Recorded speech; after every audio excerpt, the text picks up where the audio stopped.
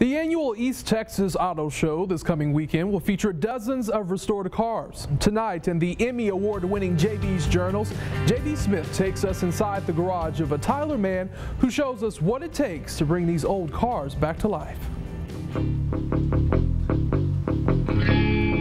So I found my first project car and then started from there.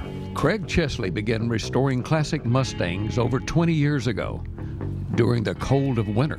For early Mustangs, you can almost build a car from parts. They make almost every piece of this car that you can buy brand new. That's how big this hobby is. Mustangs are one of the most popular cars to refurbish, but ones in good condition are becoming more rare. In order to restore an antique car, you've got to have a vision as to how beautiful an automobile can become, starting with something like this. You start with the structure. You want to make sure that the car is not rusted completely through and that the frame rails and all the structural parts of the car are sound. A successful restoration begins with a plan before you disassemble the vehicle. And you want to make sure that you bag and tag all the parts so you know what parts will go where when you start to put it back together, because you will not remember what you did when you took it apart.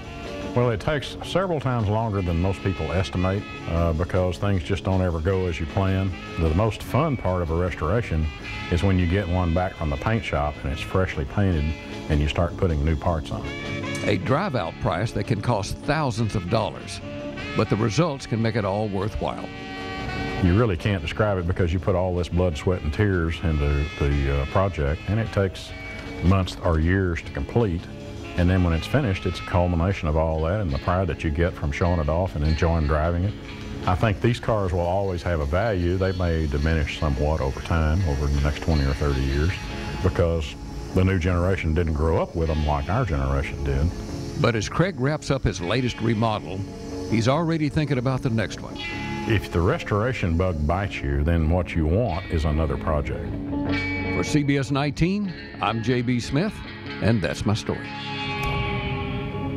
That's something I've always wanted to do. It's great to see it done. The East Texas Auto and Cycle Show will be held this weekend at Harvey Convention Center in Tyler, with the proceeds benefiting the East Texas Crisis Center. For more information, just head to our website, CBS19.tv, and click on the JB's Journal icon on our homepage. That is